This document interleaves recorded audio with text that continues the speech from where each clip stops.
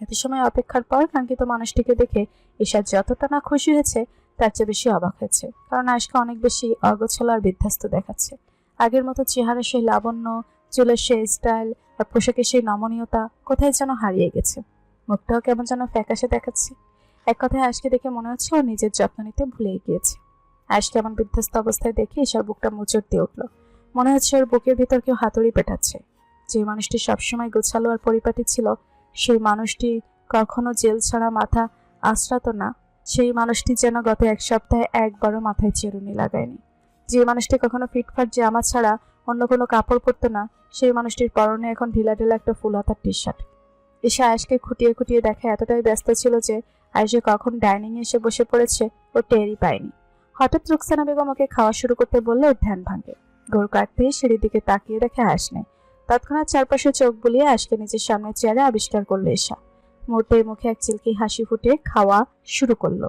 ঈশা খাবার খেলো চোখ জোড়ার আয়েশের উপরেই নিবদ্ধ। আয়েশকে এতদিন না দেখতে পাওয়ার অভাবটা যেন আজ সুদে আসলে মিটিয়ে নিচ্ছে ঈশা।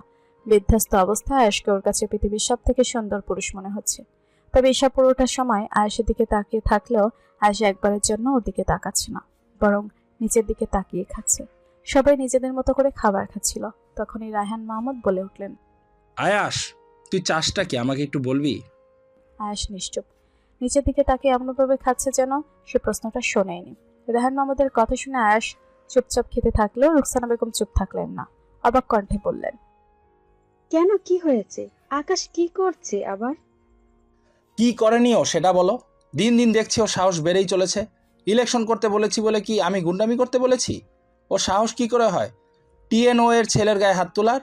তুমি জানো শুধুমাত্র ওর মারের কারণে টিএনও এর ছেলেকে হসপিটালে অ্যাডমিট করাতে হয়েছে। টিএনও সন্ধ্যার সময় আমাকে কল দিয়ে জানিয়েছে ব্যাপারটা। ভাবতে পারছো ওর কত বড় আস্পর্ধা হয়ে গেছে? কাল বাদে পরশু ইলেকশন, আর ও আজ টিএনওর ছেলেকে মেরে হসপিটালে ভর্তি করিয়ে দিয়েছে। তারপরে তোমরা আশা করো ও ইলেকশনে জিতবে? শুনো, তোমার ছেলেকে বলে দাও যে মারামারি করা ছাড়া আর কোনো কাজ পারে না, তাকে কেউ ভোট দিবে না। তাই অযথা আর ইলেকশনের পিছনে সময় ব্যয় না করে কাল থেকে যেন অফিসে বসে। আমার বোঝা হয়ে গেছে ও কতটুকু মানুষের সেবা করবে। ইলেকশনে জিতার আগেই যেমন গুন্ডামি করে বেড়ায়, সবসময় সে তো ইলেকশনে জিতলে আরও বেশি গুন্ডামি করবে। আর আমি সেটা কখনো চাই না। তাই তোমার ছেলেকে বলে দাও কাল থেকে যেন অফিসে বসে। রুকসানা বেগম আর আয়েশ পাশাপাশি বসেছিল আজ। রুকসানা বেগম কিছু বলতেই যাবে তার আগে আয়েশ সবার অগোচরে মায়ের হাতটা টেনে ধরল।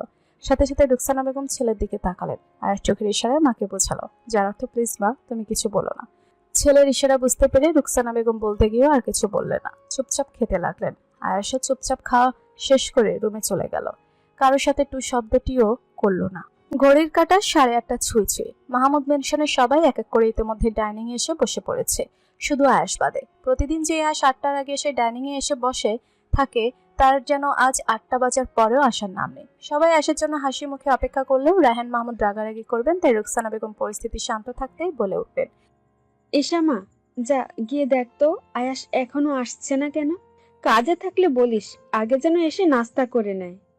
ঈশা যেন এই সুযোগটার অপেক্ষাতেই ছিল। তাই রুকসানা বেগমের অনুমতি পাওয়ার সাথে সাথে ঈশা তৎক্ষণাৎ চেয়ার থেকে উঠে আয়েশের রুমে যাওয়ার জন্য দৌড় দিল। আনিশা বেগম বরাবরই রুকসানা বেগমের কথার উপর কথা বলেন না, তাই ঈশাকে আয়েশের রুমে যাওয়াতে উনিও কোনো রকম বাধা দিলেন না। আয়েশের জন্য অপেক্ষা করার ফাঁকে হাসান মাহমুদ ইলেকশনের প্রস্তুতি জানতে চাইলেন। অয়ন, তোমাদের কাজ কত দূর আগালো? প্রায় তো কার্ড বিল করা শেষ। তারপর তার উপর কাল কালেকশন। মানুষকে এতটুকু কনভিন্স করতে পারছো? আলহামদুলিল্লাহ, আমাদেরটা আমরা শতভাগ করার চেষ্টা করেছি আঙ্কেল। এখন বাকিটা আল্লাহর হাতে। আল্লাহ যদি মানুষের মনে আমাদের প্রতি আস্থা ঢুকিয়ে দেন, তাহলে তো আয়াসকে কেউ ঠেকাতে পারবে না। আয়াস জিতবেই। তাহলে তো ভালোই। দয়া করি আয়াস যেন বিজয়ী হয়। ছেলেটা দিন রাত এক করে ফেলছে শুধুমাত্র ইলেকশনের জন্য। বিশ্বাস করো, আজকাল ও দিনে তাকালে আমার বুকটা ফেটে যায়। হাসি খুশি ছেলেটা কয়েক মাসের ব্যবধানে কেমন যেন নিস্তেজ হয়ে গেছে। আমার সত্যিই ওর জন্য মায়া হচ্ছে। শুধুমাত্র নিজের থেকে রাজি হয়েছে বলেই আমি বাধা দিইনি। নয়তো আমি যদিও রাজি না থাকতো আর ভাইজান ওকে জোর করে ইলেকশন করাতো, তাহলে নির্ঘাত ভাইজানের সাথে আমার যুদ্ধ লেগে যেত। এটা আমরা বুঝতেছি যে ছেলেটা দিন দিন নিস্তেজ হয়ে যাচ্ছে। তোমার ভাইজান কি বুঝছে? ও তো আছে ওর জেদ নিয়ে, ছেলেকে নিয়ে নাকি রাজনীতিবিদ বানাবে।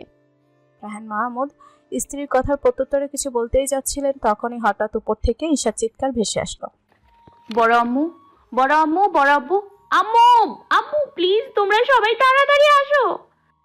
ঈশার এমন ভুবন কাঁপানো চিৎকার শুনে সবাই অবাক চোখে উপরে আয়েশের রুমটির দিকে তাকালো, কারণ ঈশা আয়েশের রুম থেকেই চিৎকারটা দিয়েছে। তার উপর কেমন যেন কান্না মিশ্রিত শোনা গেছে কণ্ঠটা। ঈশার আবার কি হলো? ও হঠাৎ এমন চিৎকার করে সবাইকে ডাকছে কেন? আনিশা, চলো তো গিয়ে দেখে আসি। স্ত্রীর কথাকে উপেক্ষা করে রায়হান মাহমুদ রাগী কণ্ঠে বললেন, দেখো গিয়ে, তোমার ছেলেকে ডাকতে গিয়েছে বলে ওকে হয়তো মেরেছে। যদি আজ ঈশাকে ও কিছু করে তাহলে আই সোয়ার আমি ওকে আস্ত রাখবো না। এর মধ্যে আবারও ঈশার চিৎকার শোনা গেছে। দুইবার ঈশার চিৎকার শুনে আর 1 মিনিটও দেরি না করে উপস্থিত সবাই আয়েশের রুমে চলে গেল। বাড়ির সবাইকে রুমে ঢুকতে দেখে ঈশা দৌড়ে এগিয়ে আসলো ওদের দিকে।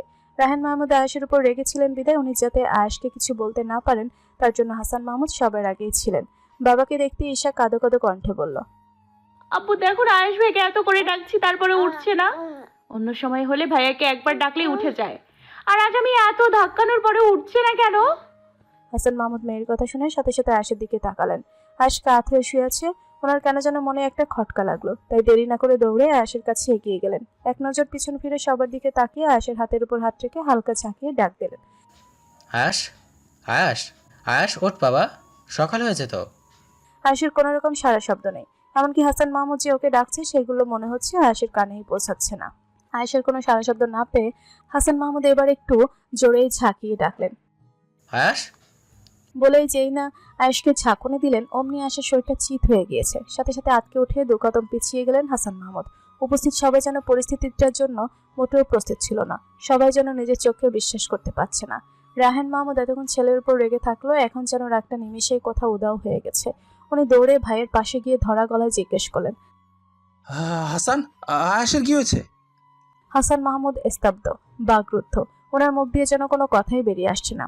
রায়হান মাহমুদ ভাইয়ের উত্তরের অপেক্ষা না করে ধপাস করে আয়েশের পাশে বসে পড়ে আয়েশকে ঝাঁকিয়ে ঝাঁকিয়ে ডাকতে লাগলেন, হায়াস, হায়াস, হায়াস, ওঠ। কিন্তু তারপরও ছেলেকে না উঠতে দেখে রায়হান মাহমুদ এবার ভাইয়ের সামনে দাঁড়িয়ে ভাইয়ের হাত ঝাঁকাতে ঝাঁকাতে বললেন, এই হাসান, দেখ না আয়াস উঠছে না কেন? ও তো কখনো এতক্ষণ ঘুমায় না। ওকে উঠতে বল না। আমি জানি ও আমার উপর রাগ করে আছে বলে আমার ডাকে উঠছে না, কিন্তু তোর ডাকে ঠিকই উঠবে। প্লিজ আয়াসকে ঢেকে তুল। আয়াস তো তোর সব কথা শুনে, এখনো তোর কথা শুনবে। প্লিজ আমার ছেলেটাকে উঠতে বল না। রায়হান মাহমুদ মুহূর্তেই কেমন যেন অস্থির হয়ে উঠেছেন। উপস্থিত সবাই স্তব্ধ হয়ে দাঁড়িয়ে আছে। আসলে ওদের কি করা উচিত বা কি বলা উচিত সেসবের যেন হিতাহিত জ্ঞানটাই হারিয়ে ফেলেছে। কয়েক মিনিটের ব্যবধানে পুরো রুমটা যেন বিস্বাদে ছেয়ে গেছে। পরিবেশটা বিষাক্ত বাতাসে ভরে গেছে। চারপাশটা কেমন যেন নীরব নিস্তব্ধ হয়ে গেছে। আয়েশের মায়ের চোখ থেকে ইতোমধ্যে জলের বর্ষণ হচ্ছে। আনিশা বেগমেরও একই অবস্থা। আর ঈশা ওর জন্য পুরো বিষয়টা এখনো মাথাতেই আসেনি। ও শুধু বাকরুদ্ধ হয়ে একবার আয়েশার দিকে তাকাচ্ছে আর একবার আব্বু আর বড় আব্বুর দিকে তাকাচ্ছে। আয়েশ যে ঘুমিয়ে নেই সেটা যেন ঈশার মস্তিষ্কে পৌঁছাতে বেশ দেরি করে ফেলেছে। হাসান মাহমুদ ভাইয়ের অবস্থাটা বুঝতে পেরে ভাইয়ের কাঁধে ভরসার হাত রেখে ধরা গলায় বললেন, ভাইজান, আয়াস স্ট্রোক করেছে। আমি কেন? সবাই মিলে 1000বার ডাকলেও আয়াস কথা বলে না। যত দ্রুত সম্ভব আমাদের আয়াসকে হসপিটালে নিয়ে যেতে হবে, নয়তো অনেক বড় প্রবলেম হয়ে যাবে।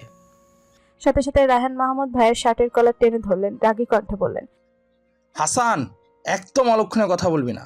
আয়াস স্ট্রোক করতে পারে না। ও হঠাৎ স্ট্রোক করতে যাবে কেন? তুই ভুল ভাবছিস। আয়াস ঘুমাচ্ছে, তুই দেখ। হয়তো রাত করে ঘুমিয়েছে বলে উঠতে পারছে না। তুই ভালো করে ডেকে দে, উঠে যাবে। আমার আয়াসের স্ট্রোক হতে পারে না। হাসান মাহমুদ বুঝতে পারছেন তার ভাই এখন নিজের মধ্যে নাই, তাই এমন পাগলামো করছেন। আয়ান এতক্ষণ সিঁড়িতে দাঁড়িয়ে ফোনে কথা বলছিল। আসলে সবার সাথে উপরে আসার সময় হঠাৎ ওর ফোনে একটা কল আসে, আর তাই ও হাঁটা থামিয়ে সিঁড়িতে দাঁড়িয়েই কথা বলতে থাকে। কারণ ফোনটা কমিশনার ছিল, তাই না ধরে উপায় ছিল না। কথা শেষ করে আয়েশার রুমে এসে হঠাৎ রায়হান মাহমুদের কথাগুলো শুনে আয়ান থমকে যায়। ওর জন্য বিশ্বাস করতে কষ্ট হচ্ছে আয়েশা স্ট্রোক করেছে। আয়ান দৌড়ে আয়েশার কাছে চলে যায়। আয়েশার পাশে বসে আয়েশার নাকে হাত দিয়ে দেখলো নিঃশ্বাস পড়ছে কিনা। নাক দিয়ে নিঃশ্বাস আসার অস্তিত্ব না পেয়ে অয়ন তৎক্ষণাৎ আয়েশের হাতটা নিয়ে শায়রকটা চেপে ধরল। খুব কম গতিতে পালস রেট চলছে। সাথে সাথে অয়ন আতকে উঠে দাঁড়িয়ে পড়ে। অয়নের মাথায় যেন আকাশ ভেঙে পড়েছে। না না, এটা কিছুতেই হতে পারে না আঙ্কেল। আপনারা এখনো বসে আছেন কেন? তাড়াতাড়ি গাড়ি বের করুন। আয়াশকে এখনই হসপিটালে নিতে হবে, নয়তো অনেক বড় প্রবলেম হয়ে যাবে। তাড়াতাড়ি গিয়ে গাড়ি বের করুন, আমি আয়াশকে কোলে করে নিয়ে আসছি। অয়নের কথা শুনে দিকবেদিক শূন্য হাসান মাহমুদ দৌড় দিলেন গাড়ি বের করার জন্য। আর অয়ন আয়েশকে কোলে তুলে নিয়েছে। আসলে উপস্থিত সবাই এতটা হিতাহিত জ্ঞানশূন্য হয়ে পড়েছে যে আয়েশকে যে এক্ষুনি হসপিটালে নিয়ে যাওয়া উচিত সেটা কারো মনেই নেই। হসপিটালের করিডোরে পাহাড় সমান চিন্তা নিয়ে এপাশ থেকে ওপাশে পায়চারি করছেন রায়হান মাহমুদ। হাসান মাহমুদ ভাইয়ের পেছন পেছন দৌড়াচ্ছেন আর বারবার বলছেন একটু যেন শান্ত হয়, আয়েশের কিচ্ছু হবে না। কিন্তু রায়হান মাহমুদ শুনছেনই না, বরং চিন্তার ছাপটা যেন আস্তে আস্তে বেড়েই চলেছে। আর তাদের ডান পাশে রাখা একটা বেঞ্চে বসে আনিশা বেগম রুকসানা বেগমকে সান্ত্বনা দিচ্ছেন, কারণ রুকসানা বেগম কাঁদতে কাঁদতে ইতিমধ্যে 4 বার সেন্সলেস হয়ে পড়েছেন। গাড়িতে তো 2 বার হয়েইছেন।